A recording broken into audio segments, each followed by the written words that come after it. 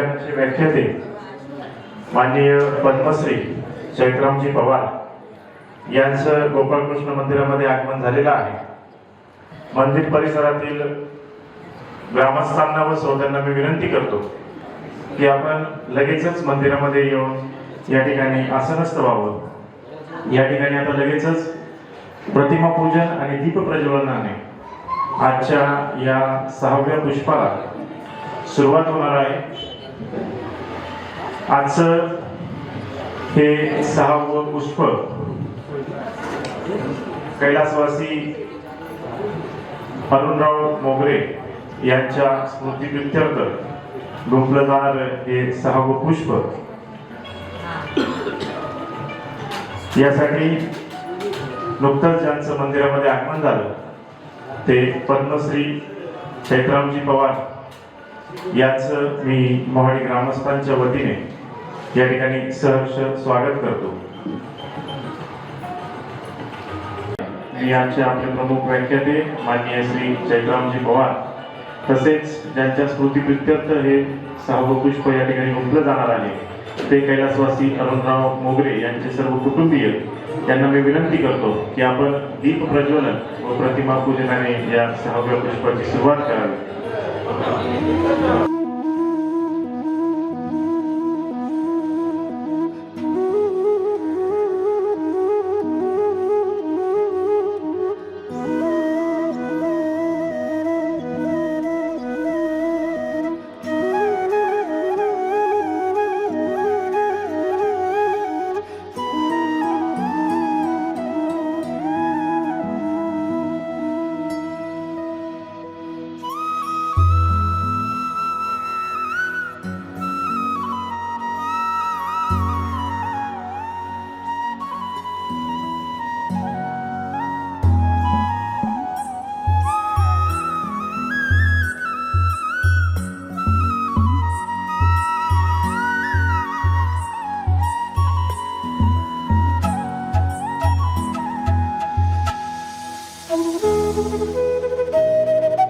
मालेचं हे 17वं वर्ष आणि आजचं पुष्प जे या ठिकाणी गुंफलं जात आहे कैलासवासी अरुणराव यशवंत मोगरे भाऊसाहेब यांच्या स्मृतिप्रित्यर्थ गुंफलं जाणारं आजचं हे 6वं पुष्प, त्यासाठी आपल्याला मार्गदर्शन करण्यासाठी या ठिकाणी उपस्थित आहेत माननीय चैत्रामजी पवार। आपण पुन्हा एकदा जोरदार टाळ्या वाजवून त्यांचं या ठिकाणी स्वागत करूया। आलेल्या पाहुण्यांचा स्वागत सन्मान करणं हे आपलं आद्य कर्तव्य आहे। मी आजचे आपले व्याख्याते माननीय श्री चैत्रामजी पवार यांचा सन्मान माननीय श्री नितीनजी मोगरे यांनी करावा अशी मी त्यांना विनंती करतो। स्वागत करूया।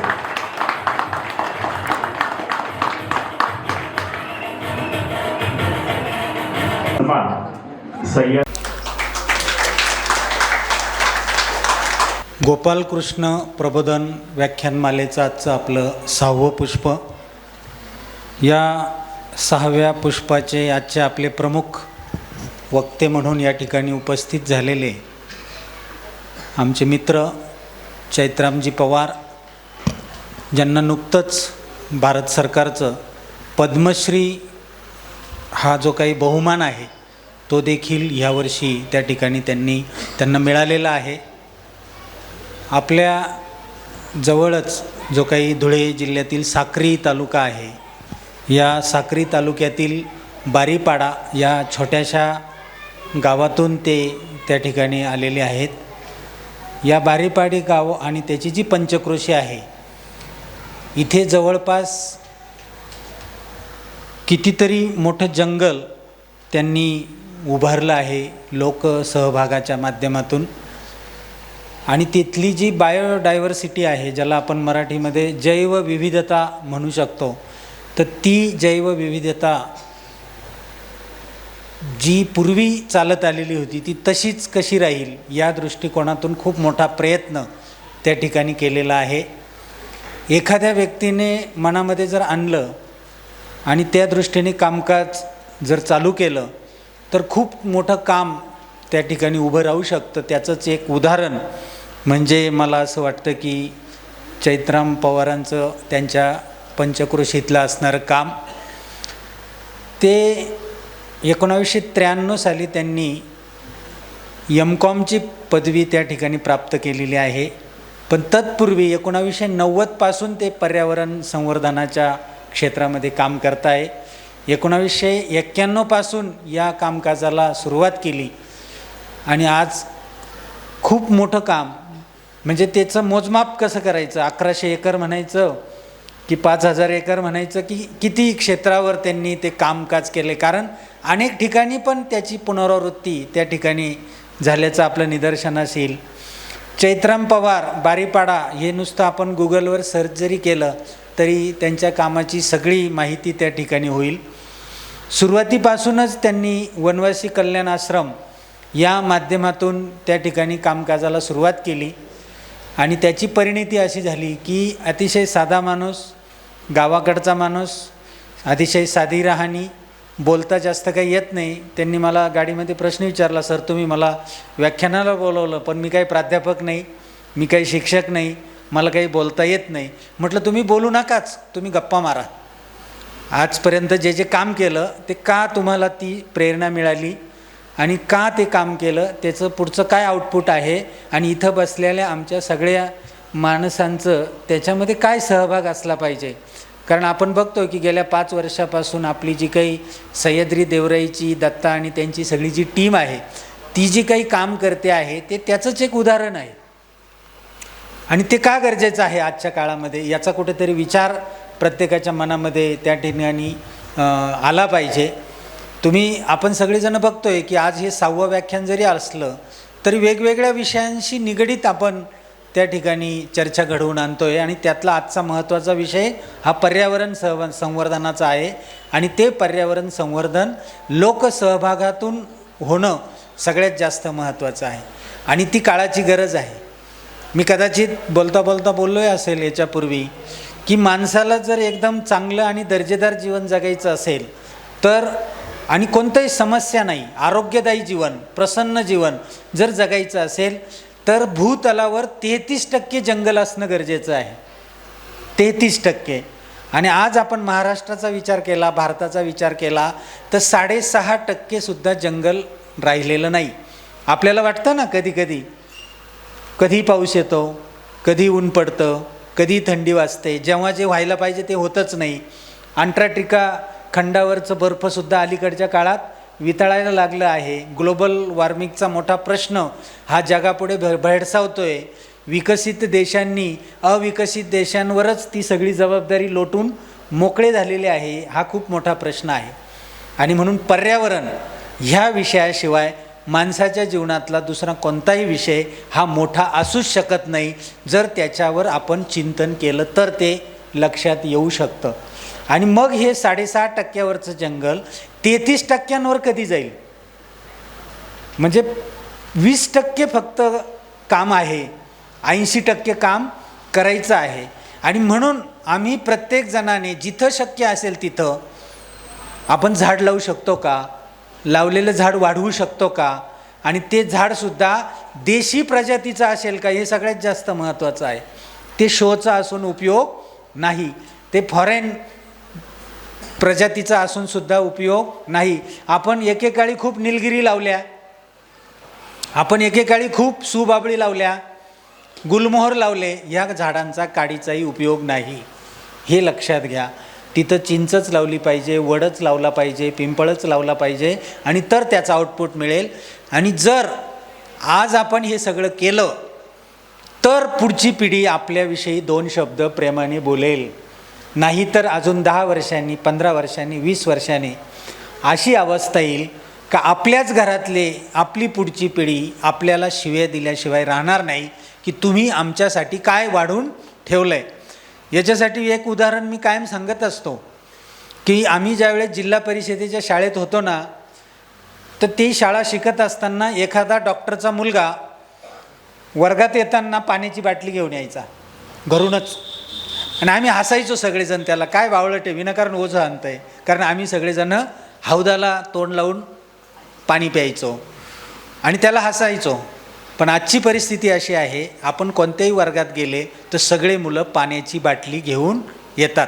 35 वर्षाचा आमचा हा प्रवास. काय एकही जण पाण्याची बाटली आणत नव्हता, आज मात्र सगळे आणतात आणि याला आम्ही विकास म्हणतो.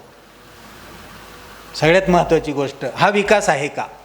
आम्ही हौदातलं पाणी पिऊ शकत नाही, आम्ही विहिरीचं पाणी पिऊ शकत नाही, याला विकास म्हणायचं का? याचा हे म्हणजे इन ब्रॅकेट प्रश्नचिन्ह आहे खूप मोठं.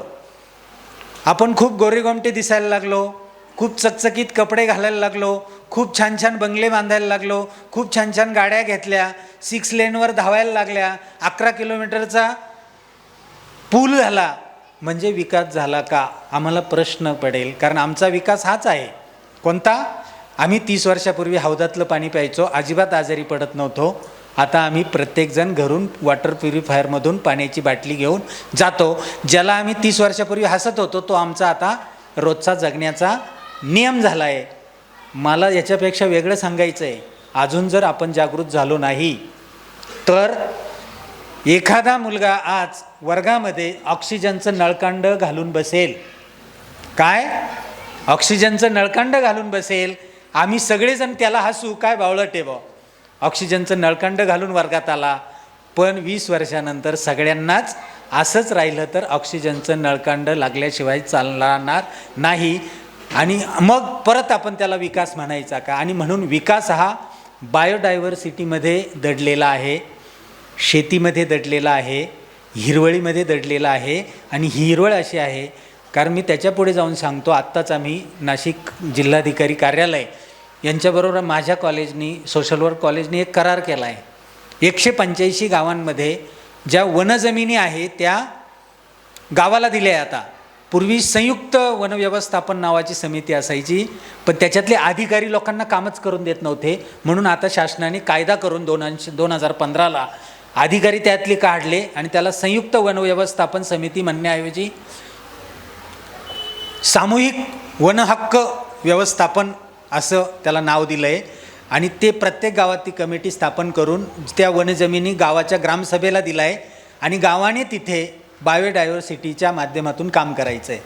म्हणजे तिथं गवत उगवलं पाहिजे, तिथे किडे माकुडे तयार झाले पाहिजे, तिथं झाडं तयार झाले पाहिजे. हे किडे माकुडे तयार झाले का मग ते खायला पक्षी येतील, मग ते खायला पक्षी आले का ते पक्षी इकडे तिकडे झाडावर घरटे करतील, इकडे तिकडे उडायला जातील, त्यांची विष्ठा जमिनीवर पडेल आणि जमिनीची प्रत सुधारेल. आणि मग तुमचं जे काही गावठी वाण आहे ते खऱ्या अर्थाने कोणत्याही प्रकारचं पेस्टिसाईड, पावडर, कीटकनाशकं आणि फर्टिलायझर न वापरता सुद्धा येऊ शकेल. आणि मग ते आपल्याला सगळ्यांना खायला भेटेल. आणि ते खायला भेटलं का मग आम्हाला D3ची गोळी घ्यायची गरज नाही, B12ची गोळी घ्यायची गरज नाही. मग खऱ्या अर्थाने म्हणजे एका बाजूला संगीतातून पण आमचं आरोग्य सुधरू शकतं, दुसऱ्या बाजूला चांगलं खाण्यापिण्यातून पण आमचं आरोग्य सुधरू शकतं. याला बायोडायव्हर्सिटी म्हणतात. आणि हा विचार मला असं वाटतं लोकांना जाऊ द्या, मला थोडासा पटला तर तो माझ्या गावातल्या सगळ्या माझ्या संबंधित लोकांनासुद्धा समजला पाहिजे की हा विषय किती महत्त्वाचा आहे. आणि हा खऱ्या अर्थाने आजच्या ह्या सगळ्या आयोजनाच्या पाठीमागचा मूळ उद्देश आहे. आणि म्हणून मी माझ्या कॉलेजच्या विद्यार्थ्यांना सोमवार, मंगळवार, बुधवार ज्या 185 गावांशी करार केला आहे त्या गावांमध्ये पाठवतो. 11 तालुक्यांमधल्या 3 दिवस ते गावात मिटिंग घेतात, ग्रामसेवकाला भेटतात, तलाट्याला भेटतात, वन जमिनीवर जातात, त्याचा नकाशा काढतात, तिथल्या गावामधल्या सगळ्यात जुन्या 40-50 वर्षापूर्वीची माहिती गोळा करतात. आणि मग ती सगळी आम्ही जिल्हाधिकाऱ्याला सबमिट करतो. आणि मग गुरुवार, शुक्रवार, शनिवार फक्त त्यांचे वर्गामध्ये आम्ही लेक्चर घेतो. आणि मग असा हा विद्यार्थी पुढे जाऊन काम करू शकतो. परवा सचिन जोशी सरांनी सांगितलं की याच्या पुढे नोकऱ्या कशात, तर त्या पर्यावरणाच्या याच्यात 1 नंबरच्या नोकऱ्या राहतील. ज्याचं पर्यावरणाचा विषय ज्याला कळाला, त्याच्यावर कसं काम करावं हे ज्याला कळालं, त्याच्याविषयीचं ज्ञान ज्याला कळालं, त्याच्यावरच सगळे प्रकल्प इथून पुढे येणार.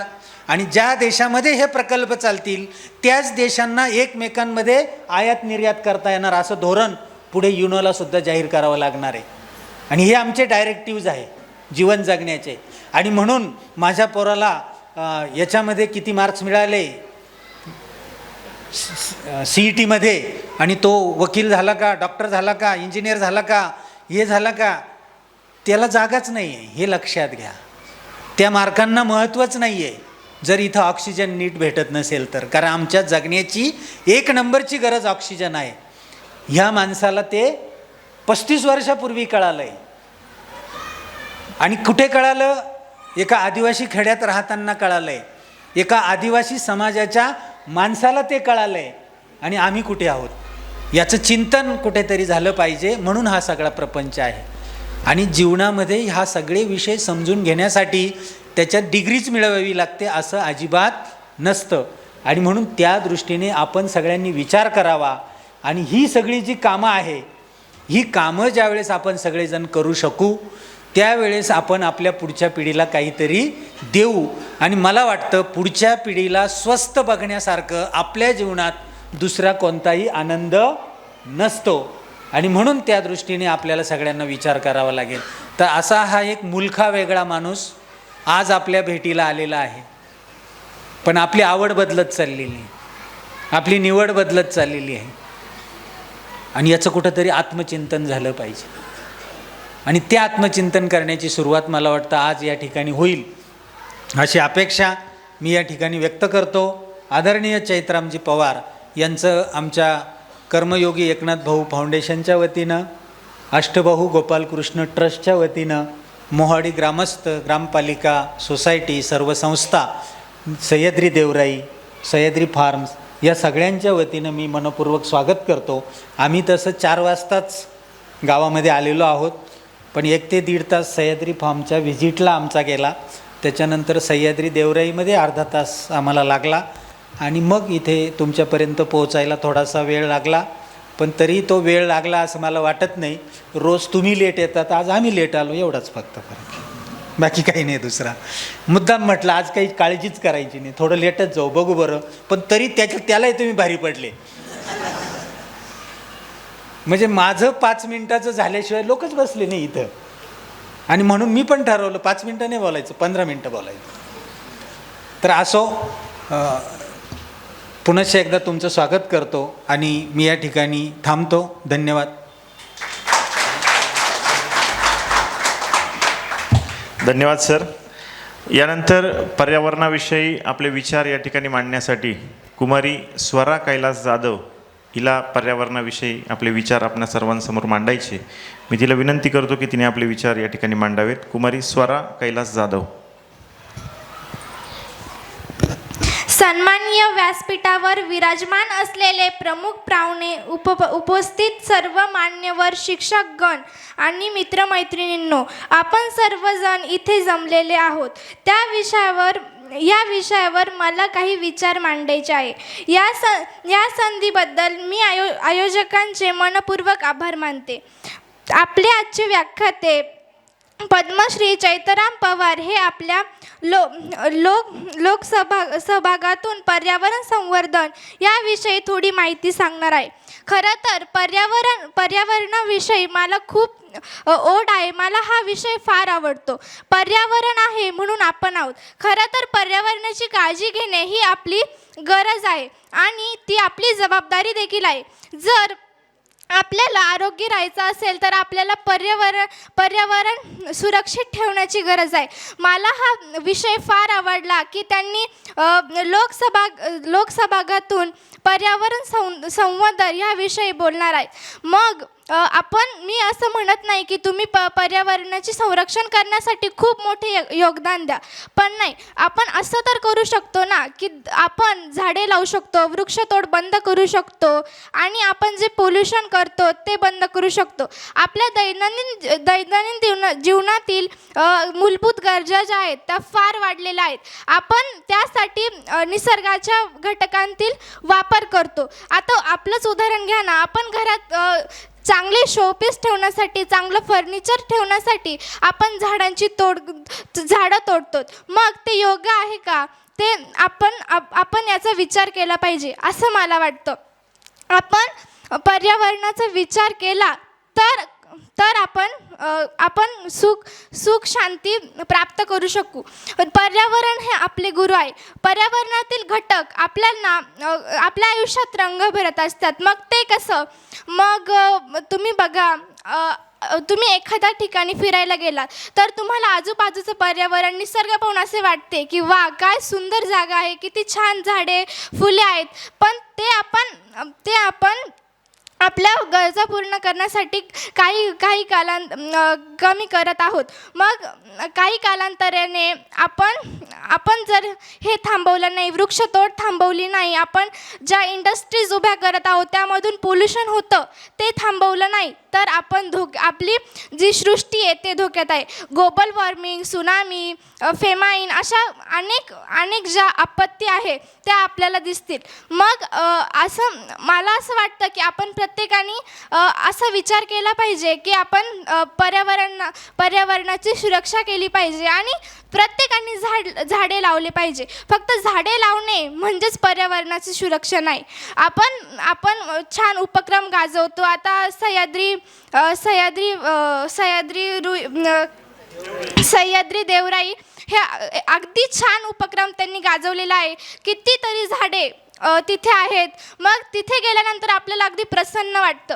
का वाटतं? कारण की आपण तिथे झाडे लावले, आपल्याला तिथे छान वाटतं. तिथे ऑक्सिजन किती प्रमाणात असेल याचा विचार आपण केला पाहिजे. पर्यावरणामुळे आपल्याला अन्न, वस्त्र, निवारा हे मिळतं.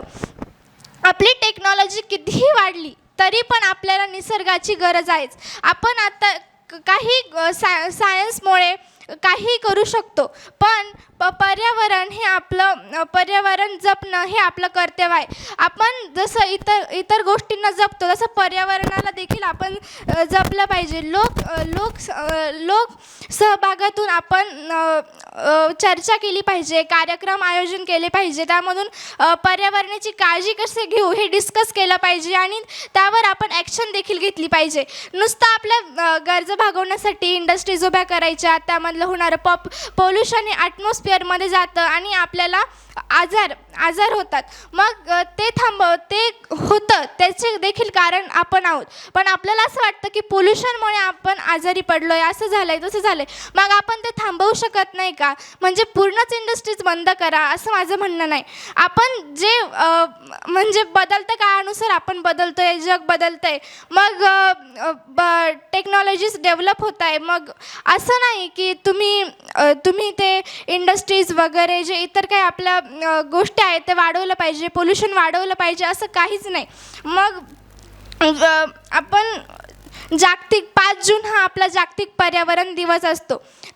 तेव्हा आपण झाडे लावली पाहिजे. तेव्हाच नाही तर आपण झाडे लावलीच पाहिजे. म्हणजे मी असं सांगते की 21 झाडे मी ह्या वर्षी म्हणजे ह्या पावसाळ्यात लावली.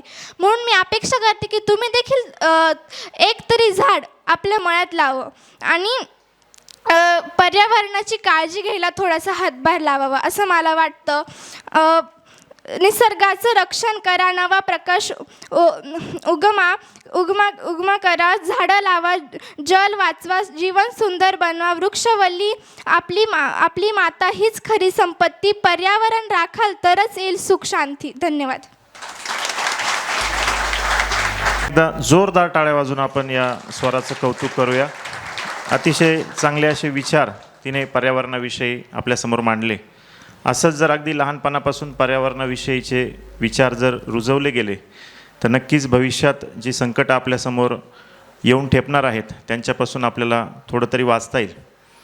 यानंतर आजचे आपले प्रमुख व्याख्याते पद्मश्री आदरणीय चैत्रामजी पवार हे आपल्याशी लोकसहभागातून पर्यावरण संवर्धन याविषयी गप्पा मारण्यासाठी येणार आहेत. मी सरांना विनंती करतो की सरांनी आमच्या सर्वांसोबत या ठिकाणी गप्पा माराव्यात. आदरणीय व्यासपीठ आणि सर्व बसलेले ज्येष्ठ बंधू भगिनींनो, माझं जे व्याख्यान आहे, मला जो विषय मांडायचा आहे तो निम्मे सरांनी मांडला आणि स्वरा एकदम ह्या वयात एवढा चांगला विषय मांडू शकते म्हणजे माझा अर्धा भाग संपलेला आहे. आम्ही तसं म्हटलं तर एक छोटंसं गाव, पण गावासाठी काहीतरी करावं असे मनात विचार यायचे, पण त्याला दिशा नव्हती. आम्ही 90मध्ये साधारणतः 11,000 वृक्ष विकत आणलेत आणि ती लागवड केलीत. पण त्यानंतर आम्हाला दिशा नव्हती की नेमकं पुढे जाऊन काय करावं. पण यावेळी त्यावेळेस आम्हाला वनवासी कल्याणाश्रम नावाची एक संस्था भेटली की जी देशभरात काम करते. 1952ला जशपूरला म्हणजे छत्तीसगडमध्ये त्याची स्थापना झाली. शिक्षणापासून काम सुरू झालं. वनवासी कलाश्रमाचं काम देशभरामध्ये जो काय ST कॅटेगरीमध्ये येतो, आदिवासी जनजातींमध्ये 47 प्रजाती आहेत, सगळ्या जनजाती आहेत महाराष्ट्रामध्ये, त्याच्यात फक्त काम करते. ह्या आदिवासी समाजाने स्वतःच्या पायावर उभं राहावं, आरोग्य, शिक्षण, शेती या सगळ्यामध्ये ह्या विचारधारेतनं हे कामाला सुरुवात झाली. 91मध्ये आम्हाला एक डॉक्टर भेटलेत, डॉक्टर आनंद फाटक, MD मेडिसिन आहेत, आणि ते एका छोट्या गावामध्ये येऊन राहायला लागलेत. वारसा नावाचं एक छोटं गाव आहे, पूर्ण आदिवासी, राहायला झोपडी आहे, टॉयलेटची व्यवस्था नाही, स्वयंपाकाची व्यवस्था कुठलीही नाही. त्यावेळेस धुळे जिल्ह्यात फक्त 2च MD होते, त्यापैकी ते एक. तसे ते राष्ट्रीय स्वयंसेवक संघाचे प्रचारक होते 1 वर्ष, आणि नंतर ते वनवासी कलाश्रमाला पूर्ण म्हणून आलेत. आम्ही एकत्र बसलो, थोडं चिंतन केलं की भविष्याचा वेध घेता येईल का, भविष्यामध्ये आपण काय करू शकतो. आम्ही खूप जणांची मदत घेतली. बारीपाड्यामध्ये जे काम उभं राहिलं ते टीमवर्क आहे. सगळ्यांनी ज्यांनी गावाला व्हिजिट केली त्यांनी सुचवलं आणि ते करायचा प्रयत्न केला. काम कसं करावं तर ते सांघिक असलं पाहिजे, त्याच्यात लोकांचा सहभाग असला पाहिजे. जर लोकांचा सहभाग नसेल तर आपण ते काम यशस्वी नाही करू शकत. आम्ही तिथले 5 बिंदू निवडलेत: जंगल, जल, जमीन, जन आणि जनावर. जन म्हणजे माणूस आणि जनावर म्हणजे गोआधारित शेती. हे गेली 35 वर्षापासून आपण सातत्याने तिथं करतो आहे. वनामध्ये काम केलं म्हणजे नेमकं काय केलं आम्ही, जसं सरांनी म्हटलं की जॉईंट फॉरेस्ट मॅनेजमेंट हा JR 92ला काढला. पुढे जाऊन लक्षात आलं की लोकांचा सहभाग घेतला आहे, पण जोपर्यंत त्याला पूर्ण अधिकार मिळत नाही तोपर्यंत वनांचं संरक्षण होणार नाही. आणि 2006मध्ये सामुदायिक वन अधिकार हा विषय पुढे आला. इंग्रजांनी 1927ला कायदा केला आणि हे सगळे जंगलं त्यांच्या ताब्यात घेतले. त्याच्या आधी कोणाचे होते तर गावकऱ्यांच्याच मालकीचे होते, पण मालकी हक्क काढला आणि लोकांना असं वाटलं की हे जंगलं सगळं आता सरकारचे आहेत, आपलं काम तोडणं आणि विकणं. याला छेद देण्यासाठी आपण 91मध्ये तो काम सुरू केला आहे. गावाने एकत्र येऊन काय करू शकतो तर गाव एकत्र यायलाच तयार नव्हतं. आमच्या गावाची स्थिती काय होती तर व्यसनाचं प्रमाण खूप होतं, शिक्षण बिलकुल नाही, आरोग्याची सुविधा नाही, शेती तर अजिबातच नाही, आणि गावात यायला रस्ता पण नाही.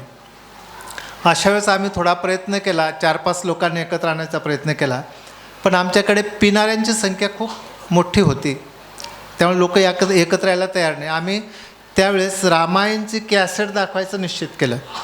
वनवासी कलाश्रमकडे एक 21 इंची TV होता. आम्ही प्रत्यक्ष रामानंद सागरला भेटून ते कॅसेट मिळवल्यात, आणि पहिल्या दिवशी TV दाखवायचा म्हणजे काय करायचं तर रस्ता नसल्यामुळे तो TV डोली करून त्या गावापर्यंत न्यायचा 4 किलोमीटर पायी, आणि महिलांनी त्या TVची आरती करून मग तो TVचं बटन ऑन करायचा. कारण आमच्या भागामध्ये धर्मांतरण हा एक खूप मोठा विषय, लोकांनी एकत्र यावं, काहीतरी नवीन करावं. आम्ही TV सुरू केला. गावातनं विरोध सुरू झाला की आम्हाला दिसत नाही. जे पिणारे होते ते ओरडायचे. त्याच्यावेळी एका TV समोर 700, 800, 1000 लोक बसलेले असायचे. काहींना चित्र दिसायचं, काहींना आवाज येत नव्हता, आणि त्यात प्यालेल्या व्यक्तींची गर्दी जास्त. मग गावातल्या 3-4 तरुणांनी ठरवलं की जे ओरडतात, जे गर्दी करतात त्यांना आपण TVच्या बिलकुल समोर बसवायचं, आणि आम्ही तो प्रयोग केला आणि त्यात आम्ही यशस्वी झालो. कारण जे TVच्या समोर बसलेलं असायचे ते झोपून घ्यायचे आणि सकाळी उठून घरी जायचे. हे गावाला संघटित करण्याचं एक चांगलं माध्यम आम्हाला मिळालं आणि आम्ही एकत्र केलं.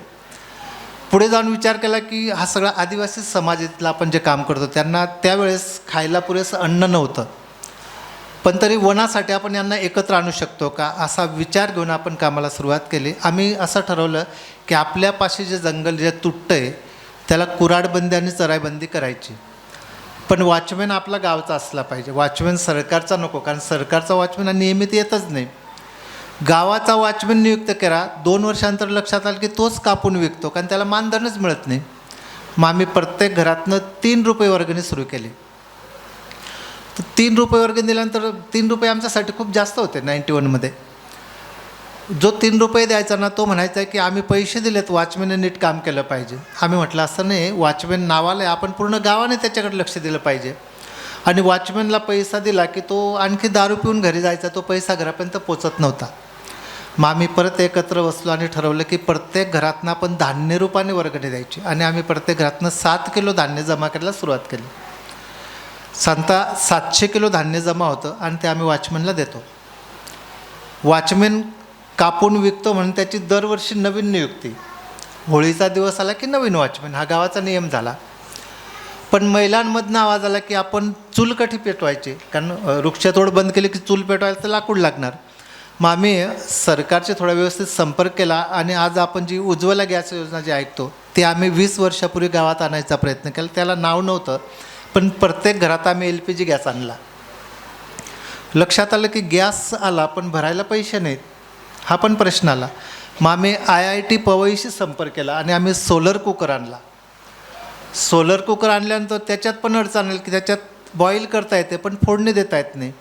मग आम्ही पुढे जाऊन UNDPची संपर्क केला आणि स्मोकलेस चुला गावात आणला. म्हणजे आमच्याकडे 4 प्रकारच्या चुल्या आत्ता वापरतात: लाकडावरची चूल, सोलर कुकर, LPG गॅस आणि स्मोकलेस चुला. त्या स्मोकलेस चुलामध्ये आम्ही जे ॲग्रिकल्चर वेस्टेज असतं ते एकत्र करणं, त्याचं पावडर करून त्याची ब्रिकेट बनवणं इथपर्यंत पोचलं. त्याचा मूळ उद्देश काय होता की लोकांनी वृक्षतोड थांबवावे. असे नियम केला आणि त्या नियमाला हे नियम गावाने एकत्र येऊन केलेत आणि गावकरी पाळत आहेत. त्यामुळे ह्या चांगल्या विषयाची सुरुवात झाली. पण लक्षात आलं की इथला माणूस जो तो विस्थापित होतो, त्याला थांबवायचं असेल तर आणखी याला कुठल्या कामाची जोड दिली पाहिजे, कारण तिथं पाणीच नव्हतं, आम्हाला प्यायला पाणी मिळायचं नाही. मग आम्ही सुरुवातीला असं ठरवलं की सरकार मदत करेल तेव्हा करेल, आपण काय करू शकतो. तर आम्ही गावाला एकत्र करून एक छोटासा बांध बांधला. तो बांध खूप मोठा नव्हता, 3-4 मीटर लांबीचा, 1-1.5 मीटर उंचीचा. मिळेल तो दगड उचलायचा आणि व्यवस्थितपणे रचायचा. त्यानंतर लक्षात आलं की याच्यामुळे मृदसंधारण हा काम खूप चांगल्या पद्धतीने होऊ शकतो, पाणी चांगलं अडवलं जाऊ शकतं, या कामाला आपण गती देऊ शकतो का, असं म्हणून आम्ही एक बांध बांधायला सुरुवात केली. आणि आमच्याकडे 2 जलतज्ज्ञ येऊन गेलेत, डॉक्टर माधवराव चितळे. आणि ते ज्यावेळेस गावात आले ते म्हणे की हे काम खूप चांगलं चाललं आहे, याला थोडीशी आपण सुधारणा करू शकतो का, याच्यात नवीन थोडी रचना लावू शकतो का. तर त्यांनी सांगितलं की तुम्ही करणार असाल तर मी सांगतो. त्या जलतज्ज्ञांनी सोप्या भाषेत सांगितलं की हा दगडी बांधचा वरचा माथा आहे तर पुढच्या बंधाऱ्याचा पायथा यायला पाहिजे. टॉप टू बॉटम हा विषय सुरू केला आणि बघता बघता आम्ही 485 बांध आत्तापर्यंत तिथं बांधले. त्याचा मूळ फायदा काय झाला की माती अडवली गेली आणि पाण्याचा स्पीड कमी झाला. हळूहळू पाण्याचा स्तर वाढायला लागला. म्हणजे जंगल आणि जल हे 2 सूत्र आम्ही पूर्ण करायचा प्रयत्न केला. 3रं सूत्र मिळालं की जोपर्यंत तिथली शेती विकसित होत नाही तोपर्यंत आपण गावातल्या लोकांना थांबवू नाही शकत. कारण गावकऱ्यांना काय की गासोडं बांधलं की कामाला, आणि माणूस विस्थापित झाला की शिक्षण, आरोग्य आणि शेती याच्यात आपण काम नाही करू शकत.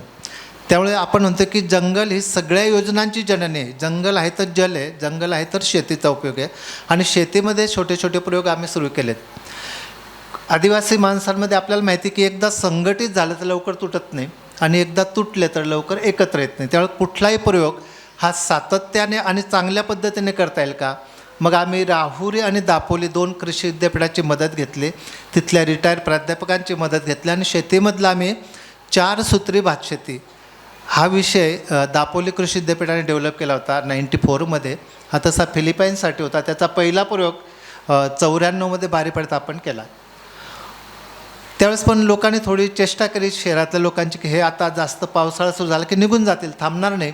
पण ते संघाचे कार्यकर्ते असल्यामुळे त्यांनी ठाम विचार केला आणि त्या कामाला सुरुवात केली. पहिला प्रयोग यशस्वी झाला. लक्षात आलं की या भागामध्ये वनसंपदा वाढते, त्याच्यामुळे इथं आपण कांद्याचा सीड प्लॉट होऊ शकतो का, इथं बटाटा लागवड होऊ शकते का, इथं स्ट्रॉबेरी होऊ शकते का, वेगळे विचार पुढे यायला लागलेत. आणि शेती हा विषय आम्ही सातत्याने करायचा प्रयत्न केला. शेतीमध्ये खूप बदल घडवायला एक प्रयत्न झाला. त्यामुळे 3रं सूत्र आम्हाला मिळालं, जंगल, जल आणि जमीन. पण 4थं सूत्र जे आहे ते खूप कठीण आहे. त्याला आपण जन म्हणतो, माणूस म्हणतो. कारण माणसांना एकत्र करणं आणि त्यांना सातत्याने टिकवून ठेवणं ही खूप काळाची गरज आहे. आणि त्याला काय करता येईल असे वेगवेगळे प्रयोग आम्ही सुरू केलेत. आम्ही त्यावेळेस सहल कुठली काढली तर एक बोलेरो गाडीमध्ये 10-12 जणं बसायचे, पण पुढच्या सीटवरनं भांडण व्हायचं की पुढच्या सीट, प्रत्येकाला पुढचं सीट असतं ना, त्यामुळे तो पुढच्या सीटवर जायचा. मग त्या एक नियम केला की जो पुढच्या सीटवर बसेल त्याने टोल भरायचा, पुढच्या सीटवर बसेल त्याने सगळ्यांना चहा द्यायचा, तो येताना मागच्या सीटवर यायचा, कारण खर्च परवडणार नाही. असे वेगवेगळे प्रयोग केलेत मग त्यात काही देवस्थानं, काही शेतीचे प्रयोग, काही विद्यापीठांना भेटी देणं, असं ते चक्र सुरू ठेवलं आणि त्यातनं माणूस हा विषय आपण जोडला. तिथं आणखी छोट्या छोट्या संघटना करून, छोट्या गट करून आपण गावाला जोडायचा प्रयत्न केला. मग आम्ही त्याच्यात ऊर्जा बचाव व निर्मिती समिती असा एक विषय आणला की आम्ही आकडा टाकून चोरी करून वीज वापरतो, पण 1 मीटर बसवला आणि 4-5 कुटुंबांना तो वापरता येईल का, ही विचारधारा आणण्याचा प्रयत्न केला. आम्ही वनाचं संवर्धन करतो, मग आरोग्य समिती गठीत करता येईल का, जे वन उपज आहेत, वन औषध आहेत, ते सातत्याने आपल्याला वापरता येईल का, असा एक विषय पुढे आणण्याचा प्रयत्न केला. आम्ही सेल्फ हेल्प ग्रुप बनवायचा प्रयत्न केला आणि त्यातनं माणूस जोडून ठेवायचा एक प्रयत्न केला. ज्याला आपण म्हणतो ना की प्रवास केला तर संपर्क वाढतो आणि संपर्क केला तर संघटित होतं. तर ते सूत्र वापरून आपण ते गाव पक्क करायचा एक प्रयत्न केला आणि त्यातनं आपण 4था बिंदू पूर्ण करायचा प्रयत्न करतो आहे. आपण आज सगळीकडे बघतो की बैल कोणाला बघायला मिळायला नाही लागतात, खूप कमी झाली बैलांवरची शेती. पण गो आधारित शेती असल्याशिवाय आपण ऑर्गॅनिक शेती करू शकत नाही आणि ऑर्गॅनिक शेती करायचं असेल तर गोपालन हे करावंच लागेल, कारण जगाची गरज आहे ती. जगाला प्रत्येकाला शुद्ध अन्न पाहिजे, पण गोपालन करायला कोणीच तयार नाही. तेव्हा तो 5वा सूत्र आपण तिथं चांगल्या पद्धतीने कसं राबवतं असा एक प्रयत्न केला आणि आमचं अख्खं गाव म्हणजे गोशाळा, जे आम्ही व्यक्तिगत असं गोशाळा वेगळी उभारलेली नाही, ते गावाने एकत्र येऊन ते करता येईल का, असा हा एक बिंदू तिथं पूर्ण करायचा प्रयत्न केला. आणि त्याला आपण गो म्हणजे आपण म्हणतो की एक ऊर्जा आहे, ती एनर्जी आहे, तिचा गावाला कसा वापर करता येईल, मग गो आधारित शेती असा तो बिंदू जोडला. आणि बघता बघता आपण हे 5 बिंदू पूर्ण केलेत आणि लक्षात आलं की हे 5 बिंदू म्हणजे जगाला याची गरज आहे. आपण किती विकासाच्या गप्पा केला, आपण किती शासनाने योजना आखल्या, तरी गावातलं मायग्रेशन थांबवायचं असेल तर ह्या 5 बिंदूवर काम केलं पाहिजे. आणि 5 बिंदू कुठं येते तर आपल्या अवतीभोवती जे पर्यावरण आहे, या पर्यावरणामधलं, पर्यावरण खूप व्यापक शब्द आहे, त्यातले हे 5 बिंदू आपण निवडलेत आणि याच्यावर आपण सातत्याने काम सुरू केलं. हे काम करताना खूप अडचणी पण आल्यात, पण खूप लोकांनी त्याला मदत पण केली. अडचणी आल्यात ते म्हणजे संघटन तोडण्यासाठी खूप लोकांनी प्रयत्न केला, पण आपण त्याला सातत्य देऊन, जोर देऊन हा विषय सातत्याने पुढे आणला. आणि आपण असं म्हटलं की जसं आपण राळेगण सिद्धी आणि हिवरे बाजारचं ऐकतो, पण मला माहीत नाही की त्या गावाचं विस्तार किती झाला, ते गावाच्या बाहेर किती काम वाढलं असेल, याचा अंदाज घेऊन आपण हे काम संकुलमध्ये नेऊ शकतो का, क्लस्टरमध्ये जाऊ शकतो का, असं म्हणून आपण 44 गावं निश्चित केलेत. आणि सर म्हटल्याप्रमाणे आम्ही सामुदायिक वनदे हा विषय घेऊन 44 गावांना 11,200 हेक्टर वनक्षेत्र त्या ग्रामसभेला आपण मिळवून दिलं आहे. मग हे वनक्षेत्र तर मिळालं, मग याचा एक जैवविविधतेच्या दृष्टिकोनातून आपण त्याची आकडेवारी काढू शकतो का, तिथली वनसंपदा किती हे मोजू शकतो का, असं हे 5 बिंदू आपण ह्या 44 गावांमध्ये सुरू केलेत. याच्यामध्ये टीच जी आहे, टाटा इन्स्टिट्यूट तुळजापूरची शाखा, तिथले विद्यार्थी गेली 7 वर्षापासून आपल्याकडे येतात. त्यांना आपण असं म्हटलं की आमच्या गावाचं व्हॅल्यू काढून दाखवा तुम्ही किती असेल तर त्यांनी बॉटॅनिकल सर्वे केला. 432 प्रजाती त्या जंगलामध्ये आपल्याला बघायला मिळतात. 48 प्रकारचे पक्षी आपण तिथं बघू शकतो. 10 पायाचे प्राणी ज्याला आपण म्हणतो त्याचे आम्ही मोजणी केली, सांगतात 10 प्रकारचे प्राणी आपल्याला बघायला मिळतात. हे व्हॅल्यू काढायचा प्रयत्न केला तर त्यांनी ह्या सगळ्या फक्त बारीपाड्याचं जे जंगल आहे ते 1100 एकरचं आहे की ज्याला सूर्यप्रकाश पण नीट खाली येऊ शकत नाही, एवढं ते दाट वाढलेलं आहे. याला शासनाने पण पुढे जाऊन चांगली मदत केली. त्याची किंमत टीसने काढली, जवळपास 3,000 कोटीपर्यंत जाते. हे गावाचं फिक्स्ड डिपॉझिट, पाऊस पडो अगर ना पडो आमची ती मालमत्ता आहे. त्यांना आम्ही असं म्हटलं की तुम्ही याच्यात ऑक्सिजन पण ॲड करा, कारण ऑक्सिजन ॲड केल्याशिवाय त्याची परिपूर्ण किंमत येणार नाही. ऑक्सिजन ॲड करा आणि तुम्ही आम्हाला कार्बन उत्सर्जाला म्हणतो आपण, कार्बन क्रेडिट जो म्हणतो तो विषय आमच्यासाठी तुम्ही लागू करा. म्हणजे आमच्या 140 कुटुंबांचं गाव आहे, आम्हाला सरकारने दर मंथली 1 लाख रुपये दिले पाहिजेत, नाही तर आमचा ऑक्सिजन घेऊ नका, असं आम्ही त्यांच्यापुढे अट ठेवली. आणि त्याच्यावर संशोधन सुरू झालं आहे की एका गावाला जर अशा पद्धतीने होऊ शकतं तर आमचे 44 गाव, 44च्या संकुलमध्ये काय होईल. आम्ही या 44 गावांची आमच्याकडे 5 डिसेंबर 2017ला परमपूजनीय सरसंघचालक बारीपाड्यात आलेत आणि त्यांनी असं म्हटलं की आम्ही बारीपाडाविषयी जगात जिथं कुठं प्रवास करतो तिथं हा विषय मांडू. गावकऱ्यांना वाटलं की हे चांगलं काम आहे, आपण सातत्याने केलं पाहिजे आणि आणखी त्या कामाला आम्ही गती दिली. आणि मी दर त्रैमासिक बैठक घेतो, दर 3 महिन्यांनी एकत्र येतो 44 गावांच्या तरुणांना घेऊन. 40 तरुण आमच्याकडे नियमित येतात. त्यांनी गावाचा अभ्यास करायचा, आपल्या जंगलामध्ये कुठल्या परिसरात पाणी पर्क्युलेट जास्त होतं, कुठल्या परिसरामधनं पाणी खळखळून येतं, कुठं आपण दगडी बांधू शकतो, कुठल्या भागामध्ये बकरीसाठी चारा चांगला आहे, कुठल्या भागामध्ये जनावरांसाठी चारा चांगला येऊ शकतो, असा स्टडी करायचा आणि त्यांनी यायचं. असे म्हणून आम्ही 44 गावांचा एक मायक्रो प्लॅन बनवला आहे. मोदीजींनी घोषणा केली ना 2047मध्ये आम्ही विकसित असू. कुठनं करायचं, कोणी करायचं, तर आम्ही ह्या 44 गावांचा एक मायक्रो प्लॅन केला आहे. आम्हाला सह्याद्रीने पण तो दाखवलं. त्यामध्ये लोकांचा सहभाग आहे आणि त्याच्यात प्रत्येक गावकऱ्यांनी खाली नमूद केलं आहे. आम्हाला सरकारने अशा पद्धतीची एवढी मदत केली ती येणाऱ्या 20-25 वर्षापर्यंत आम्ही सरकारकडनं कुठलीही मदत मागणार नाही. मला वाटतं याच्यापेक्षा आणखी उत्तम उदाहरण काय असलं पाहिजे की आपण शाश्वत विकास म्हणजे काय, तर आपल्यापाशी जी संसाधनं उपलब्ध आहेत त्याचा योग्य वापर करून आपल्याला आपल्या गरजा सोडवता येतील का. कारण विकास ही संकल्पना खूप मोठी आहे. विकासाच्या मार्गावर आपण चाललो, आपण कुठं थांबायचे आपल्यालाच नेमकं कळत नाही. विकास विकास विकास चाललो आहे. आमच्याकडे UNDPचा ग्रुप आला होता 2014मध्ये आणि त्यांनी बघितलं सगळं गाव. ते म्हणजे तिथं सगळ्या झोपड्या आहेत. तुम्ही म्हणता की विकास होत चाल, कारण आमचे घरं म्हणजे झोपड्याच आहेत, घरवता झोपडीच येते. गावकरी बोलायला लागले ते म्हणे साहेब आमच्या घरी चला, आमच्यापाशी काय काय ते लिहा. लिहायला सुरुवात केली. त्यांनी पैशाच मोजायचा प्रयत्न केला. प्रत्येकाकडे ॲव्हरेज सरासरी 5 एकर जमीन आहे.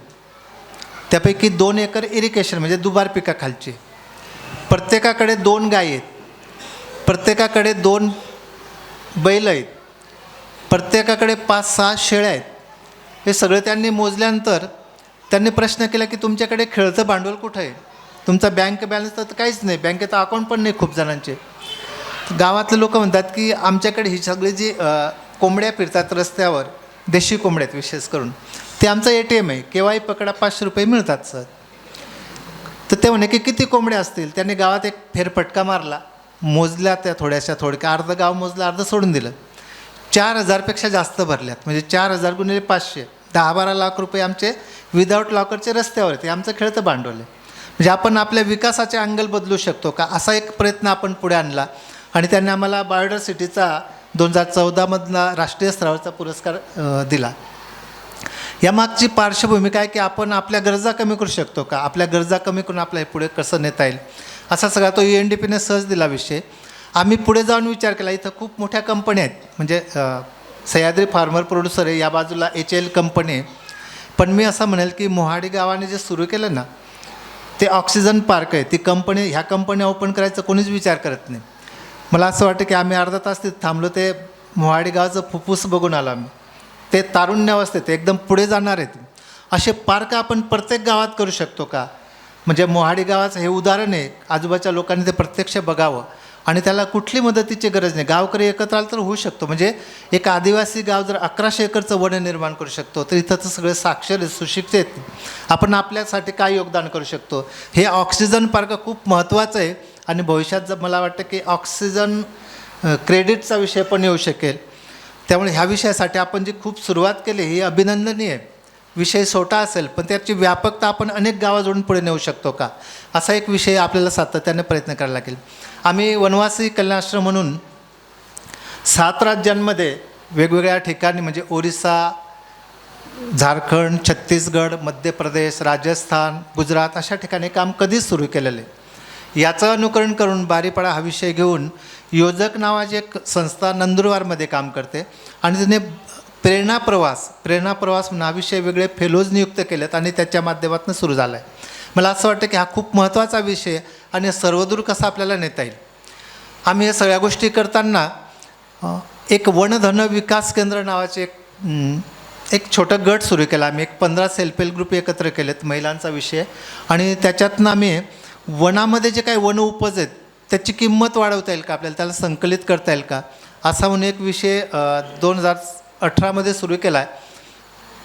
खूपदा काय होतं की आदिवासी बचत गटांना पैसा दिला की तो परत करायचा नसतो, ही मानसिकता आहे. अधिकाऱ्यांना पण वाटतं की एकदा लोन दिला की गेलं ते. आम्हाला 5 लाख रुपये शबरीने कर्ज दिलं. आम्ही 1 वर्ष वापरला आणि बिनव्याजी 5 लाख रुपये परत केलेत. दुसऱ्या वर्षी आम्हाला अधिकारी वर्गाने ठरवलं की अरे चांगलं काम करताय, त्यांना मदत केली पाहिजे. दुसऱ्या वर्षी आम्हाला 10 लाख रुपये दिलेत, ते पण आम्ही वर्षभर वापरलेत आणि बिनव्याजी परत केलेत. गेल्या वर्षी आम्हाला राज्य सरकारने 1 कोटी रुपये दिलेत. आता 1 कोटी रुपये करायचं काय, मग आमच्याकडे मोहाची झाडं खूप आहेत जंगलामध्ये. आम्ही बॉटनिकल सर्वे केला आहे, 4432 झाडं आहेत. याचं व्हॅल्यू वाढवण्यासाठी काय करता येईल? आत्तापर्यंत त्या मोहाच्या फुलांपासून दारू बनवणं असा विषय होता. आम्ही त्याचा एक बिझनेस प्लॅन केला की मोहाच्या फुलांपासून काय काय होऊ शकतो. आम्ही मोहाच्या फुलाचे मनोके बनवलेत. आता द्राक्षेचे मनोके आपण खातो, ते काय भावाने मिळतात मला माहीत नाही. आम्ही मोहाच्या फुलांचे मनोके देशी गाईच्या घीमध्ये फ्राय करायचे, त्यामुळे गोपालन वाढलं पाहिजे.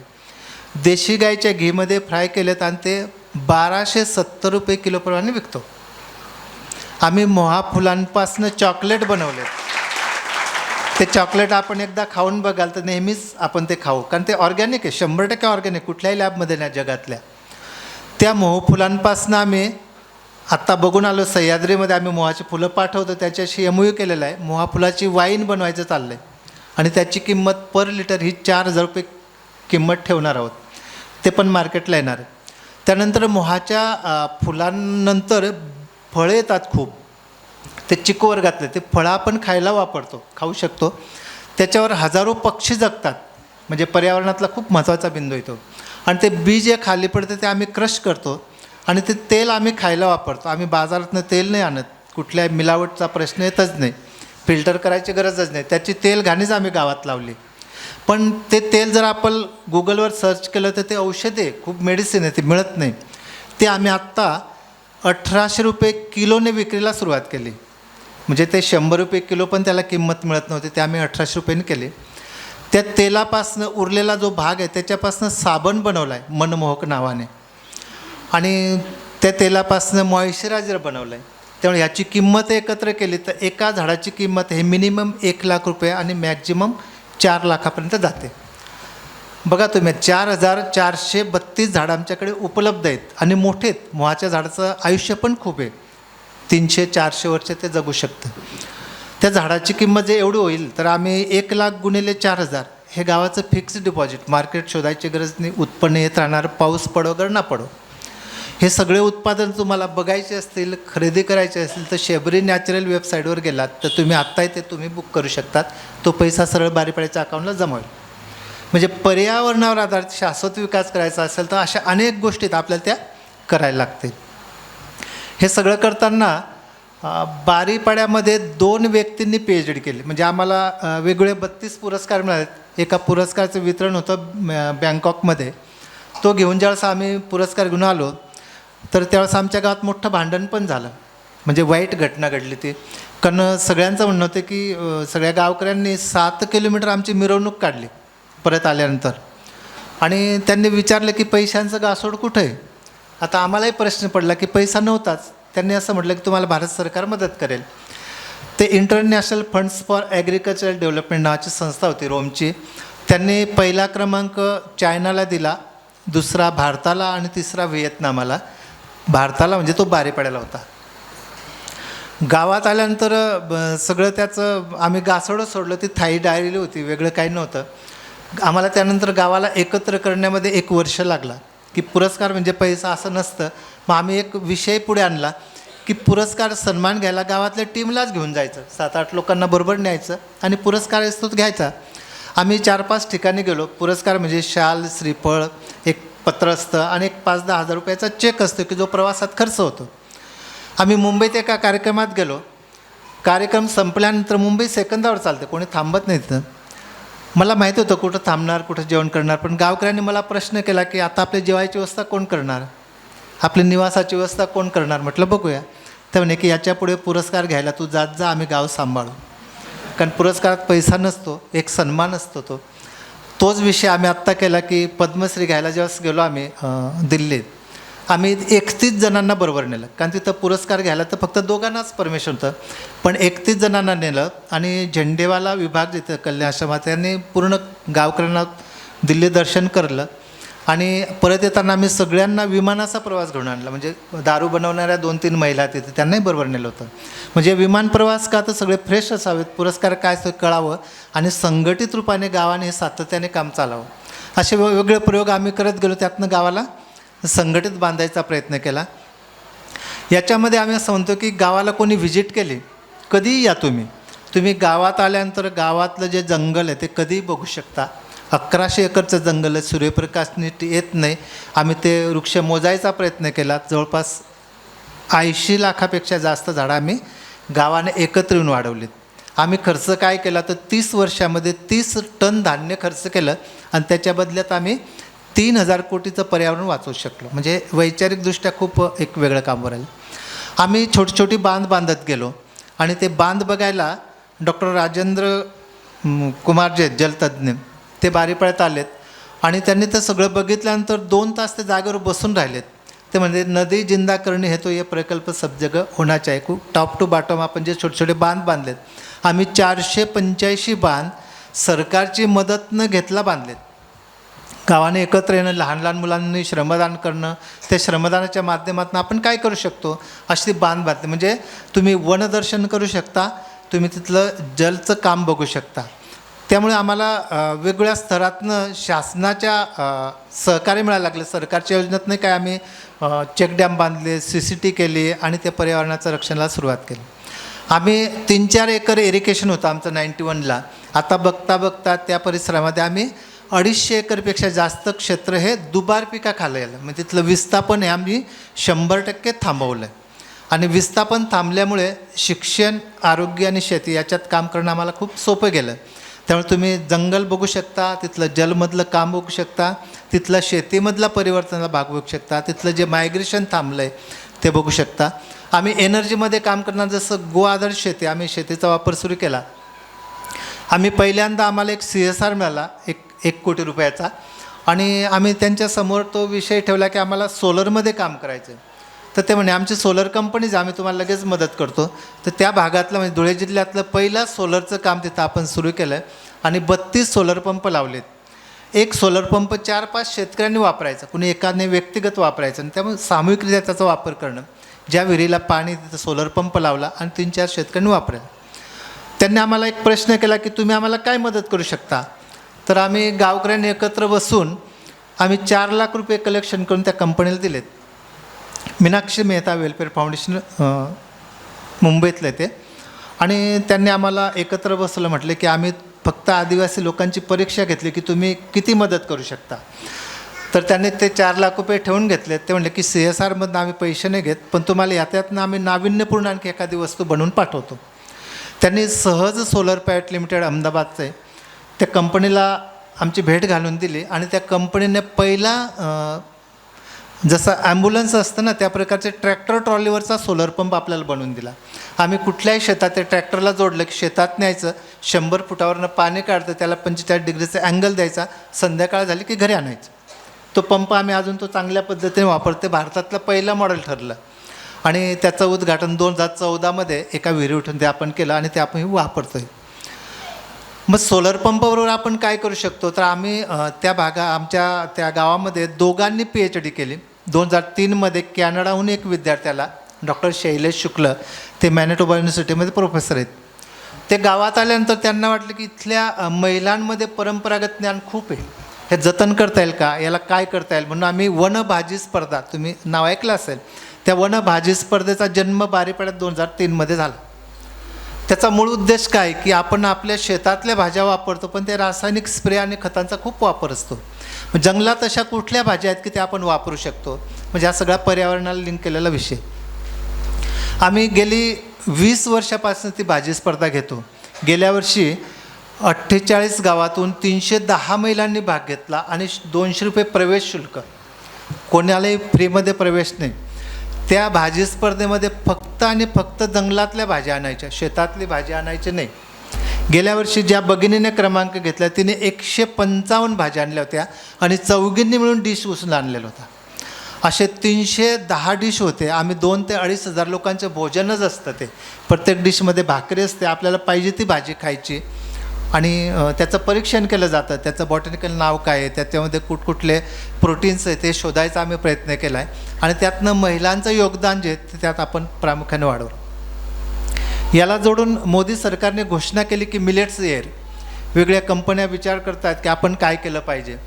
तर आम्ही गेली 4 वर्षापासनं मिलेट्सचे पदार्थ बनवणं, म्हणजे आमच्याकडे भगरीचे एक 6 प्रकार आहेत, आपल्याला माहीत नाही की ते माहिती असतील ते, आणि ते गुगलवर सर्च केले की ज्वारी, बाजरा, राजगिरा अशा व्हरायटी येतात, पण ह्या ज्या मूळ व्हरायटी आहेत त्या येतच नाही. मग याच्यावर संशोधन करायची गरज आहे का? बिलकुल नाही, कारण लोकांनी खूप वर्षानुवर्षे सांभाळून ठेवले.